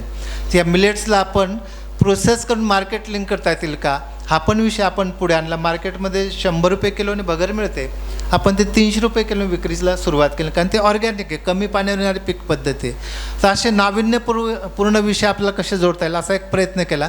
आणि त्यातनं ह्या 2 गोष्टी सुरू झाल्या. एक तर मोहाचं जे प्रॉडक्ट आहे ते आलं आणि मिलेटचा विषय आला. हे सगळं करताना आपण म्हणतो ना की हे सगळीकडे गेलं पाहिजे. जसं मोहाडी गावाने जो आयाम सुरू केला आहे ना, मी वारंवार म्हणेन सर की हा सगळ्यांकडे आपल्याला कसा पोचवता येईल. ज्या ज्या गावामध्ये जे काही छोटे छोटे वनक्षेत्र असतील, जे काही गायरान असतील, गुरचरण असतील, ते आपण टार्गेट करून करू शकतो का, म्हणजे ॲग्रो फॉरेस्ट्रीमध्ये हा विषय आपल्याला कसा नेता येईल. त्यामुळे ऑक्सिजन देणाऱ्या ज्या व्हरायटी आहेत देशी वृक्ष त्याची लागवड करता येईल का. म्हणजे मी मगाशी सरांशी बोलत की कापराचं झाड आपल्याला किती लोकांना माहिती की आपण जो कापूर पूजेला वापरतो केमिकल आहे पूर्णपणे, पण त्याचं झाड असतं, ते झाडांची लागवड आपण करू शकतो का. कारण एक कापराचं झाड अर्धा किलोमीटरचं वातावरण क्लिअर करतं. तर असे काही देशी वृक्ष जे नष्ट झाले त्याची लागवड करणं, त्यांचं संगोपन करणं आणि सगळ्यांच्या समोर आणता येईल का, असा एक आपला प्रयत्न चालला आहे. आपले एक ज्येष्ठ कार्यकर्ते आहेत गिरीशजी कुबेर म्हणून, ते वनवासी कलाश्रमाचे अखिल भारतीय कार्यकर्ते आहेत. आणि त्यांनी केंद्र सरकारकडे एक मागणी ठेवली की जसं प्रत्येक जिल्ह्याला कृषी विज्ञान केंद्र आहेत तसं आपण वन विज्ञान केंद्र करू शकतो का. आणि वन विज्ञान केंद्र झालं तर लोकांना वनाबद्दलचं ज्ञान आहे ते गावागावात पोचेल आणि वनांचं संरक्षण होईल. आनंदाची बातमी अशी की आपण 6 वन विज्ञान केंद्र मागितले होते, सरकारने 10 मंजूर केलेत केंद्र सरकारने. आणि त्यापैकी पहिलं वन विज्ञान केंद्र जे ते बारीपेड्यात सुरू होणार आहे, म्हणजे महाराष्ट्रात, म्हणजे महाराष्ट्र, गुजरात आणि मध्य प्रदेश. याच्यामुळे काय होईल की वन विभागाचं जे दुर्लक्ष झालं आहे, रेंज ऑफिस जे ते पुढे जाऊन डिझॉल्व होतील आणि वन विज्ञान केंद्राची स्थापना होईल. हा खूप मोठा एक विषय आहे. त्याला कॅम्पाची मदत मिळणार आहे. आपल्या महाराष्ट्राच्या वनमंत्र्यांची आमची 4 वेळा बैठक झाली आणि याला मंजुरी पण मिळाली. साधारणतः एक 7-8 कोटीचं पहिलं बजेट त्याला मिळणार आहे. त्यामुळे वन कसं सांभाळावं, त्याची लागवड कशी करावी, त्याला ऑक्सिजन व्हरायटी कुठल्या आहेत, कारण पर्यावरणामध्ये हवेतनं आर्द्रता करणाऱ्या व्हरायटी वेगळ्या आहेत, जमिनीमध्ये पाणी स्टोअर करणाऱ्या व्हरायटी वेगळ्या आहेत. अशा सगळ्या व्हरायटीचं सिलेक्शन करणं, लागवड करणं, मला वाटतं त्याची चांगली सुरुवात मोहाडी गावाने केली आहे. मी जे बघितलं आहे ते खूप मला ते हृदयाला स्पर्श करून गेले. म्हणजे विजिट बुकमध्ये काय लिहावं हा माझ्या समोरचा प्रश्न आहे, पण अशा छोट्या छोट्या गावांनी असे पार्क निर्माण केलेत. तर मला असं वाटतं की आपलं भविष्य नक्कीच आपण धोक्यात नाहीत. येणाऱ्या काळात आपण काहीतरी चांगलं करूया, चांगलं होईल.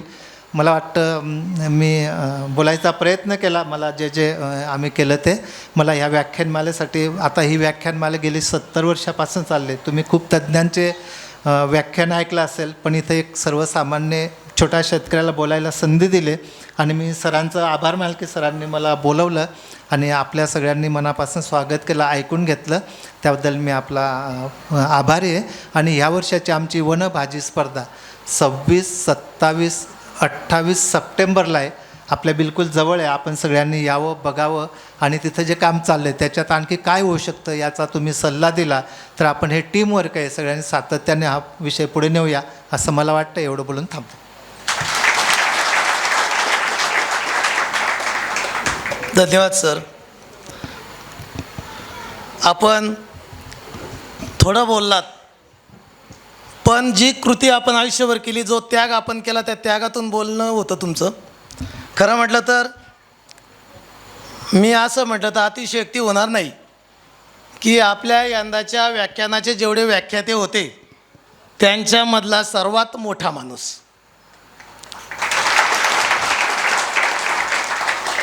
कदाचित सरांच्या बोलण्यातून त्यांच्या गावाविषयी, त्यांच्या गावातल्या लोकांनी केलेल्या कामाविषयी आम्ही केलं असं आल्यामुळं आपल्याला थोडंसं कदाचित महत्त्व कमी वाटलं असेल. पण आपण जर घरी गेलो आणि आपण यूट्यूब उघडलं आणि चैत्राम पवार नाव जर टाकलं मुलांनो आणि जर आपण ते बघितलं तर आपल्याला कळेल की आपल्या गावामध्ये काल किती मोठा माणूस येऊन गेला ते. म्हणून खरं म्हटलं तर आतासुद्धा सर आपण खूप अनौपचारिक अशा प्रकारचं बोललात. मी सुद्धा अनौपचारिकच थोडंसं संवाद साधणार आहेत. आमच्या गावामध्ये सुद्धा सह्याद्री देवराईचं आपण छोटंसं काम बघितलं. 1100 हेक्टरवर त्यांनी झाडं लावली. बघा, आपण आपल्या सह्याद्री देवराईमध्ये आमच्यासह सर्वजण आपण वाढदिवसाच्या निमित्ताने वर्षातून एकदा जातो, एक झाड लावतो, फोटो काढतो, भरपूर व्हॉट्सअपला टाकतो, पेपरला बातम्या देतो. अशा प्रकारचं आमचं वृक्षारोपण थोडंसं व्यावहारिक दृष्टिकोनाचं चालू आहे सर.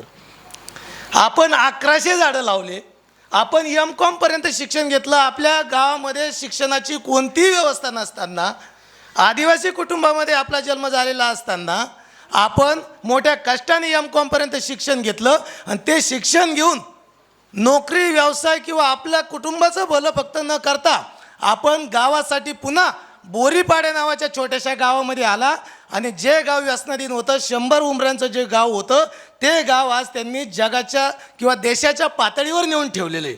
अशा प्रकारचं मोठं काम करणारं व्यक्तिमत्व आज आपल्यामध्ये आलेले आहे. मुलांना तुम्ही कदाचित आता व्हॉट्सअप बघत असाल तर गेल्या महिन्या 2 महिन्यामध्ये एक पोस्ट फिरत होती, डोक्यावर गाठोडे घेऊन फिरणारा पद्मश्री. बघितलं असेल, बघितलंय? डोक्यावर गाठोडे घेऊन फिरणारा पद्मश्री ते हेच होते.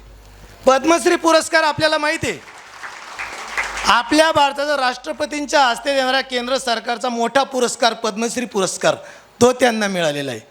आपल्या महाराष्ट्र सरकारचं पहिला वनभूषण पुरस्कार चैत्राम पवार सरांना मिळालेला आहे. आणि त्यांनी सांगितलं गावाला असे 32 पुरस्कार या सर्व कार्यक्रमामुळे मिळाले. त्यांचा त्याग खरोखर खूप खूप अशा प्रकारचा मोठा आहे. आपल्या सर्वांना तो खूप प्रेरणादायी आहे. खरं म्हटलं तर त्यांच्या त्या कामाचं, त्यागाचं वर्णन मला या निमित्ताने 4 ओळींची एक गोष्ट आठवते. एकदा परमेश्वराला पुजाऱ्यांनी फुलांचा हार अर्पण केला आणि उरलेली फुलं देवावर वाहिली, देवावर टाकली. त्यातले काही फुलं देवाच्या डोक्यावर जाऊन बसले, काही खांद्यावर जाऊन बसले, काही मात्र त्या देवापासून लांब पडले. त्यातलं एक लांब पडलेलं फुलाला मात्र त्याचं थोडं वाईट वाटलं. ते म्हणालं, असं का? आम्ही सर्व फुलं एकाच शेतकऱ्याने आम्हाला फुलवलं, आम्ही सर्वजण इथं आलो, परंतु काही फुलांना देवाच्या गळ्यामध्ये जाण्याचा मान मिळाला, काही फुलांना देवाच्या हृदयाजवळ जाण्याचा मान मिळाला, काहींना डोक्यावर आणि खांद्यावर जाण्याचा मान मिळाला, पण आम्हाला मात्र देवापासून लांब राहायला लागलं. अशी त्याने देवाकडे तक्रार केली. तेव्हा देवाने सुद्धा त्याला उत्तर दिलं, अरे बाबा, माझ्या गळ्यामध्ये येण्यासाठी किंवा माझ्या हृदयाजवळ येण्यासाठी या फुलांना स्वतःच्या हृदयामध्ये अगोदर सुया टोचून घ्यावे लागला. असं सुया टोचून घेणारं व्यक्तिमत्व की ज्याने आपल्या कुटुंबाचं, आपल्या सर्व जीवनाचं, आपल्या गावासाठी खूप खूप अशा प्रकारचा मोठा अशा प्रकारचा त्याग केलेला आहे. खरंच सर, आपला आभार मानण्यासाठी आमच्याकडे शब्द नाही, परंतु आभार 2 प्रकारे मानायचे असतात, एक शाब्दिक आणि एक कृतीने. खरं म्हटलं तर आपले आभार दोन्ही प्रकारे मी मानू इच्छितो. आपण या ठिकाणी आलात, आपलं सर्व काम आम्हाला सांगितलं. आपण खरं म्हटलं तर आपलं खूप खूप मोठं काम आहे, खूप खूप मोठं आपलं काम आहे. आपण ते थोडक्यात सांगितलं, परंतु आम्ही ते व्हॉट्सअपवर, आम्ही ते यूट्यूबला बघतो, इतर ठिकाणी आम्ही माहिती घेतो, तर आपलं खूप खूप अशा प्रकारचं मोठं अशा प्रकारचं काम आहे. म्हणून आपले शाब्दिक आभार तर आहेच आहे, पण आम्ही आमचं गाव तुम्हाला कृतीतून सुद्धा तुमचं आभार मानणार आहोत. कृतीतून आभार असं की त्या व्यक्तिमत्वाने केलेलं काम थोड्या अंशाने किंवा आपण काहीतरी करू शकू, अशा प्रकारचं सह्याद्री देवराईच्या निमित्ताने आमचं गाव खरोखर एकत्र आलेलं आहे. हा छोटासा प्रयोग आहे आमचा. खरं म्हटलं तर तुम्ही देवाच्या हृदयापर्यंत जाऊन पोचलेले, आम्ही अजून झाडावरच कळीच्याच स्वरूपात आहोत. पण आम्ही तुम्हाला सर्व गावाच्या वतीने आमचे पदाधिकारीसुद्धा या ठिकाणी बसलेले. गावामध्ये अनेक पक्ष आहे. आमचं गाव आमच्या तालुक्यात नव्हे तर जिल्ह्यामध्ये सुद्धा राजकीय आणि बाकीच्या गोष्टींमध्ये सुद्धा पुढे आहे.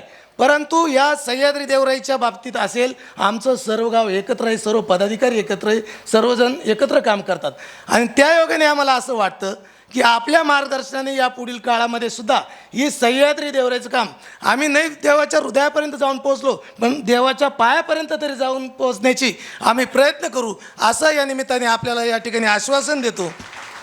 आणि पुन्हा एकदा या पुढील काळामध्ये सुद्धा आपण आम्हाला अशाच प्रकारचं मार्गदर्शन करत राहावं अशी आपणाला विनंती करतो. आणि या निमित्ताने हे सुद्धा सांगतो की खरोखर आपण केलेलं कार्य आपल्याला जर बघायचं असेल तर यूट्यूबवर आणि असं ऐकून बघण्यापेक्षा आपण त्यांच्या गावाला जगातल्या देशातल्या अनेक ठिकाणच्या सहली येतात, आपण सुद्धा त्यांच्या त्या गावाला भेट देणार आहोत. आणि त्या गावाला भेट देऊन त्यांनी काय काम केलं, त्यातलं काही थोडंफार काम केलं, आपल्या गावामध्ये पर्यावरण संवर्धनात आपल्याला काय करता येईल अशा प्रकारचा प्रयत्नसुद्धा आपण यापुढील काळात करणार आहोत. पुन्हा एकदा सर, आपण या ठिकाणी आलात, आम्हाला खूप छान अशा प्रकारचं मार्गदर्शन केलं, त्याबद्दल मोवाडी ग्रामस्थ, कर्मयोगी एकनाथ भाऊ जाधव फाउंडेशन, सह्याद्री देवराई तसेच देवस्थान गोपालकृष्ण देवस्थान ट्रस्टच्या वतीने मी आपले हार्दिक अशा प्रकारचे आभार व्यक्त करतो. आणि सरांसारखंच एक animal research education awareness social foundation नावाची एक संस्था आहे, ते सुद्धा या क्षेत्रामध्ये छोटंसं असं काम करतात आहे. त्यातले एक प्रतिनिधी आपल्याला या ठिकाणी थोडं मार्गदर्शन करणार आहे. आपण 3 मिनिटासाठी कृपया शांत बसावं. खरं तर निसर्गातल्या पंढरीसमोर एका वारकऱ्याने बोलणं हे संयुक्तिक होत नाही. निसर्गातला हा जो काही पंढरी आपल्यासमोर आलेला आहे, त्यांच्या कामापुढे आमचं काम हे फार छोटंसं आहे, त्यांच्या नकाचीही सर आम्हाला नाही. आणि अध्यक्षीय भाषण किंवा प्रमुख वक्त्यांच्या भाषणानंतर कोणी बोलू नये असा एक प्रोटोकॉल असतो, तो तोडून श्री दत्ता जाधव सरांनी मला इथे बोलण्याची संधी उपलब्ध करून दिली, यासाठी मी त्यांचे आभार व्यक्त करतो.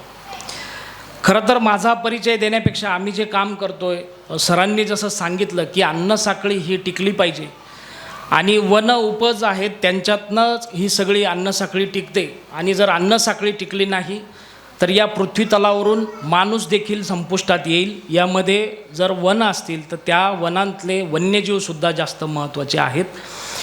खरं तर आपल्याकडे साप आणि बिबट्याचं प्रमाण आहे, आम्ही त्या दोन्ही गोष्टींवरती काम करतो. तुम्ही म्हणाल मग या दोघांपासून फायदा काय, तर सगळ्यात अन्न साखळी टिकवण्याचं काम जर कोणी करत असेल तर हे प्राणी करत असतात. कारण उंदराची जर एक जोडी तुम्ही अभ्यासाला पाळली तर वर्षभरामध्ये 850 ते 900 पिल्लांना ती उंदराची जोडी जन्माला घालते. आणि जर तुम्ही शेतात गेला असाल, आपलं सामाजिक जीवन कसं आपण शिकतोय, हे जे काही खोडं बसलेले आहे तिथे जुने लोक, तर यांचे जे पूर्वज होते ते आपल्याकडे जे काही कोठी आहे किंवा धान्य साठवण्याचं कोठार आहे हे कुठून शिकले, तर ते उंदरांच्यापासून शिकले. जर तुम्ही शेतात गेलात आणि उंदरांच्या बिळामध्ये जर आपल्या अर्धा इंची किंवा 2 इंची पाईपाने जर 1 तास मोटर लावली तेव्हा ते कुठंतरी बिळ भरतं, एवढी त्या बिळाची खोली असते. आणि त्या खोलीमध्ये आपण तयार केलेलं अन्न ते साठवून ठेवत असतात आणि पुढच्या पिढीसाठी ते उपयोगात यावं यासाठी त्यांची ही ती प्रक्रिया असते. आणि ते जर धान्य तुम्ही बघितलं तर 1-1, 2-2 पोतं धान्य त्या बिळांमधून बाहेर येईल, एवढं ते अन्न आपल्या पुढच्या पिढीसाठी साठवून ठेवतात. तेच आपले सामाजिक जीवन जगत असताना आपले आईवडील, आपले पूर्वज हे शिकले आणि त्यांच्यापासनं आपण धान्याचे कोठारं तयार करायला शिकलो आणि त्यांच्यामध्ये धान्य साठवायला शिकलो. तर जो आपल्याकडे साप आहे त्याबद्दलची माहिती आपण कशी घेणार आहोत. मी सरांना पण मगाशी सांगितलं होतं की सापाबद्दलची माहिती असेल किंवा आपण दिसला की त्याला मारून टाकतो आणि त्या विषामधलं जे काही गुण आहेत, विष म्हणजे सापाची तुमची माझी लाळ आहे, ही लाळ जर आपण टिकवली तर आपल्याला जीवन जगता येईल. कारण या माध्यमातून आपल्याला अनेक औषधं मिळत असतात. आणि उंदरांच्या जोडीवर नियंत्रण ठेवणारा एकमेव कुठला प्राणी असेल तर तो साप आहे. आपण रॅटकिल जे म्हणतो ते रॅटकिल जर आपण उंदराच्या बिळाबाहेर ठेवलं किंवा उंदराच्या बिळात टाकलं तर तो खाऊन व्यवस्थित फुगून बसतो, त्याला काहीही होत नाही. कारण आपण आपल्या शेतीवर जे रासायनिक खतं फवारणी करतो त्यामध्ये त्या उंदरांचं खाण्याचं प्रमाण, जेव्हा ते गहू किंवा इतर जे अन्न खातात त्यामध्ये त्यांचं जे काही रोगप्रतिकार क्षमता आहे ती वाढलेली आहे. आणि यामुळे त्या उंदरांचं प्रमाण आपल्याला वाढताना दिसतं. लेप्टोपायरसिस आणि प्लेग नावाचा आजार या उंदरांमुळे होतो आणि त्यांच्यावर कंट्रोल करण्यासारखा कुठला प्राणी असेल तर तो साप आहे. माझा आज सकाळी नांदगाव, तालुका नांदगाव या ठिकाणी एका शाळेमध्ये, कासलीवाल सरांची शाळा, त्यामध्ये लेक्चर होतं. तर तिकडनं लासलगाव ते इथे येईपर्यंत, ओझरला येईपर्यंत आपल्याकडे आपण काय झालं आहे की पूर्वी गावात राहत होतो, आता आपण शेतीवर राहायला गेलो. फार्म हाऊस आपण तयार केलं ना, आपण म्हणतो की आमच्याकडे साप आला किंवा बिबट्या आला, तर आपण त्यांच्याकडे गेलो आहे, ते आपल्याकडे आले नाहीत. तर ही अन्न साखळी टिकवण्यासाठी आपण प्रयत्न केला पाहिजे. आणि आज आपण बघितलं रस्त्याने येताना आम्ही की घराच्या मागच्या खिडकीतून मका काढता येईल, मक्याचं कणीस काढता येईल एवढंही अंतर राहिलेलं नाही. खिडकीत बसून घराच्या खिडकीत बसून आपल्याला मका काढता येईल एवढ्या अंतरावर आपण पीक घेतलं आहे. म्हणजे घराच्या आजूबाजूला परिसर शिल्लक ठेवलेला नाही, ओटा नाही किंवा अंगण नाही आहे, तर आपल्या घराच्या आजूबाजूला फिरणारं जे बाळ आहे त्या बाळाच्या भोवती आणि लपून बसलेला बिबट्या तो का आला, तर आपण त्यांच्या शेतामध्ये गेलो, त्याला 1-1 एकर किंवा 3-3 एकरचा जर ऊस दिसला तर त्याला असं वाटतं इथे माझी शेती आहे. पूर्वीचं बिबट्याचं प्रमाण जे होतं ते 1 किंवा 2 पिल्लांवरती अवलंबून होतं, मात्र तो आता जंगलात न राहता तो सहजीवनाने राहणारा प्राणी झाला. आपल्याकडे जेवढी हिरवळ आहे तेवढ्यात लपलायला जागा आहे, तशीच तो राजस्थानमध्ये कोरड्या शुष्क वातावरणात देखील राहतो. तो सहजीवनाने जगणारा प्राणी आहे.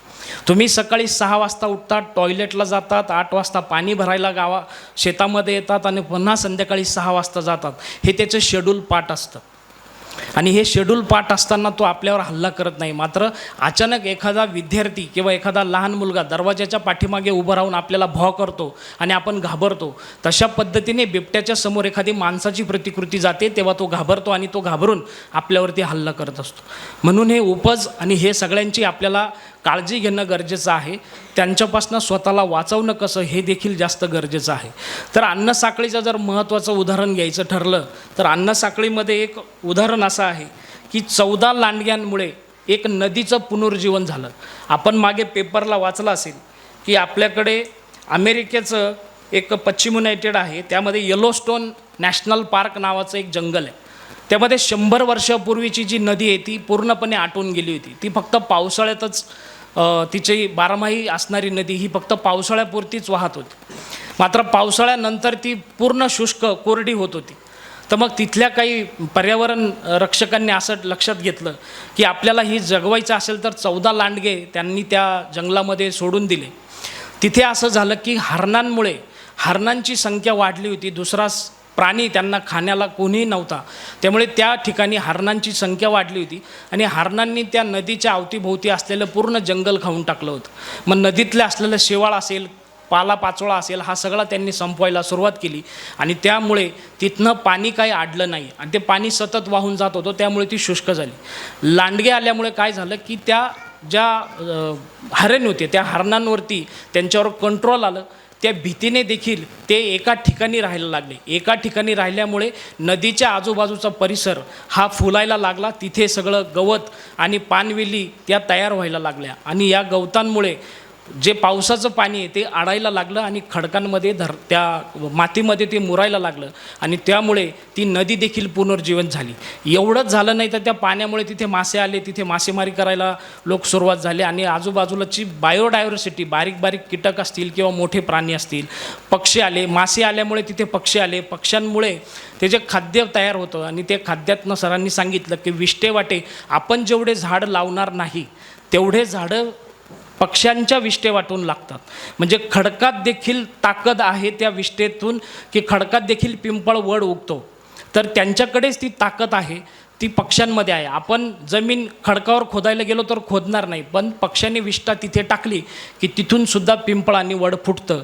तर हे सुद्धा प्राण्यांची अन्नसाखळीचा एक भाग आहे. तर आपण सर्वांनी सरांच्या गोष्टीला दुजोरा द्यावा, यासाठी पण आपण प्रयत्न करावा. आणि माझं जर उदाहरण द्यायचं ठरलं तर आम्ही का या क्षेत्रामध्ये दुप्पट पटीने हा आकडा आहे. म्हणजे वर्षभरामध्ये 2 ते 2.5 लाख लोकांना सर्पदंश होतो, त्याच्यातनं 50,000 लोक मृत्युमुखी पडतात. हा 50,000चा आकडा कुठला आहे, जो फक्त दवाखान्यापर्यंत पोहोचला, ज्याची दवाखान्यामध्ये नोंद झाली, पण घरीच वारला किंवा रस्त्यातच जाता जाता एक्सपायर झाला यांची नोंद नाही. हा कैक पटीने जास्त मोठा आकडा आहे. आणि त्याच्यातलंच एक उत्तम उदाहरण मी तुमच्यासमोर उभा आहे की मला 24 जानेवारी 10 रोजी कोबरा जातीच्या सापाने दंश केला आहे. माझ्या हातावर जर तुम्ही बघितलं तर माझ्या मांडीचं कातडं काढून इथे लावलेलं आहे. सर्पदंश कोणाच्या वाट्याला आहे, जो खड्डे खोदणारा मजूर आहे, जो शेतकरी आहे, जो बांधावर काम करतो किंवा शेतमजूर आहे. आणि जो खाली जर झोपत असेल तिथून सगळं घरी आल्यानंतर, तर आपल्याकडे लासलगावजवळ कोटमगाव नावाचं गाव आहे. इथे एक शेतकरी होता, एक 24 वर्षाचा मुलगा, ज्याची बहीण पण आधी ॲक्सिडेंटमध्ये वारलेली होती. एकुलता एक मुलगा आहे. शेतामध्ये आदल्या दिवशी त्याने तार पसरून ठेवली होती काही कामासाठी आणि दुसऱ्या दिवशी शिकाऱ्याने फवारणी करत होता. ही फवारणी करत असताना त्याला काहीतरी लागल्याची जाणीव झाली. त्याला पटकन आठवलं की मी माझ्या शेतात आधीच काल तार पसरून ठेवली आहे, मग ती तार लागली असेल. त्याला तहान लागली, तो घरी आला, थोडंसं पाणी पिला, पुन्हा वाटलं अर्धा शिकारा राहिलेला आहे, पुन्हा आपण शेतात जाऊ आणि फवारणी करू. अर्धा शिकारा फवारणी करून झालं, घरी आला आणि जेवायला बसतो तर त्याला चक्कर यायला सुरुवात झाली, त्याला समोर दिसेनासे झालं, त्याच्या पापण्या पडायला लागला आणि काही वेळात चक्कर येऊन तो खाली पडला. थोड्या वेळात जेव्हा दवाखान्यात घेऊन गेले तेव्हा 1 ते 2 तासांनी त्याचा मृत्यू झाला होता. तर त्याला कोब्रा जातीचा साप चावला होता, जो फक्त एक खरचटलेल्यासारखं निशाण होतं. सापाच्या तोंडामध्ये जर तुम्ही बघितलं तर 2 दात असतात आणि आपल्याकडे गैरसमज असा आहे की 2 दात लागल्याशिवाय तो सर्पदंश समजायचा नाही. मुळातच ही गोष्ट चुकीची आहे. सापाला चावायचा असेल तर तो चिडलेला असतो, कोणत्याही परिस्थितीत त्याचा दात लागू शकतो, मग एक दात लागू शकतो किंवा ओरखडल्याची खून येऊ शकते. तर या प्रमाणामध्ये जरी लागलं तरी आपल्याला ते सर्पदंश असेल अशी आपण धारणा करून आपण दवाखान्यात गेलं पाहिजे. आमच्या ओझरला सोनेवाडी भाग आहे, तिथे खडा लावून विष उतरवण्याचा दावा केला जातो. आपल्या आजूबाजूच्या परिसरात देखील अनेक लोक तिथे आले असतील आणि या लोकांचा गैरसमज की खडा लावला की विष निघतं. खडा लावून विष निघत नाही. जर तुम्हाला बिनविषारी साप चावलेला असेल तर तुम्ही 100% बरे व्हाल जर तुम्ही घरी जरी थांबलात तरी. आपल्याकडे सर पूर्वी पाप आणि पुण्याची जोड होती. ज्याने पुण्य केलं असेल त्याला मारुतीच्या पारावर किंवा भैरवनाथाच्या पारावर आणून ठेवायचं, त्याला पान लागणं म्हणायचे आणि हेतू पुरस्कार आपण मारत होतो, कारण आपल्याला माहितीच नव्हतं विषारी कुठला आणि बिनविषारी कुठला. ज्याने पुण्य केलं असेल तो वाचला, म्हणजे काय, त्याला बिनविषारी साप चावलेला असायचा. ज्याने पाप केलं त्याला काय, तर त्याला विषारी साप चावलेला असायचा. या गोष्टीची आपल्याला जाणीवच नव्हती आणि म्हणून आपण आत्ता AI टेक्नॉलॉजीच्या माध्यमातून जगतोय. तरीसुद्धा आपल्या हातात इथून अमेरिकेत बोलण्याची ताकद जरी असली तरी आपण खडे मंत्र तंत्रावरती विश्वास ठेवतो आणि हेतू पुरस्कार आपण आपले माणसं मारतो.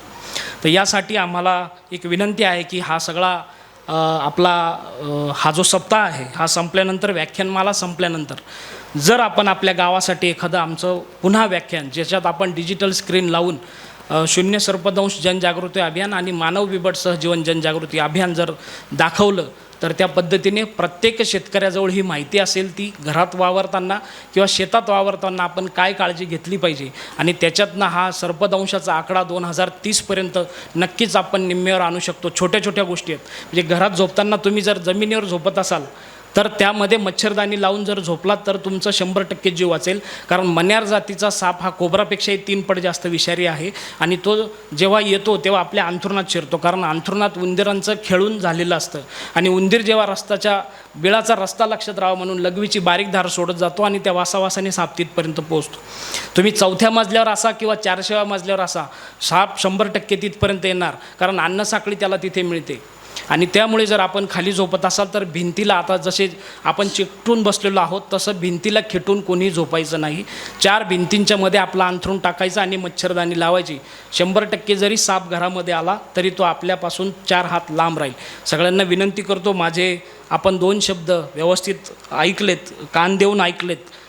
बारीपाड्याचे प्रमुख आणि रोल मॉडेल ठरलेले पद्मश्री श्री चैत्राम पवार सर यांना मी माझ्या मनापासून अभिवादन करतो, धन्यवाद देतो आणि या व्याख्यानमालेला मलाही थोडंसं बोलण्याची संधी उपलब्ध करून दिलीत यासाठी मी आपले आभार व्यक्त करतो. कोणाला काही शंका असतील तर आमच्याकडे पॅम्पलेट पण आहे, त्या पॅम्पलेटचा आपण वापर करावा. बिबट्याची आणि सापाची माहिती त्याच्यामध्ये आहे, आमचे नंबर पण त्याच्यामध्ये आहेत. जर कोणाला काही शंका असेल, काही तर वाटलं तर आम्हाला संपर्क करू शकतात. सगळ्यांचे पुन्हा एकदा मी आभार व्यक्त करतो. अध्यक्ष आणि आपले चैत्राम पवार सर यांचे पण आभार व्यक्त करतो की त्यांनीही माझं बोलणं ऐकून घेतलं, यासाठी धन्यवाद. जय हिंद, जय महाराष्ट्र. आपल्या या माहितीचा नक्कीच सर्वांना उपयोग होईल अशी आशा आणि अपेक्षा आहे. उद्या आपल्या व्याख्यानमालेचा शेवटचा दिवस. उद्या श्रीनिवास पेंडसे यांचं आपण या ठिकाणी व्याख्यान ठेवलेलं आहे. त्या व्याख्यानाला आपण सर्वजण मोठ्या संख्येने उपस्थित राहावे. पुन्हा एकदा आजचे व्याख्याते चैत्रामजी पवार सर, आपण सर्व श्रोतू वर्गाचं मी गोपालकृष्ण देवस्थान ट्रस्ट, कर्मयोगी एकनाथ भाऊ जाधव फाउंडेशन व मोवाडी ग्रामस्थांच्या वतीने हार्दिक अशा प्रकारचा आभार व्यक्त करून आजचं हे पुष्प भगवान श्रीकृष्णाच्या ज्ञानरूपी पुष्पमालेमध्ये गुंफलं गेलं असं जाहीर करतो. खूप खूप धन्यवाद.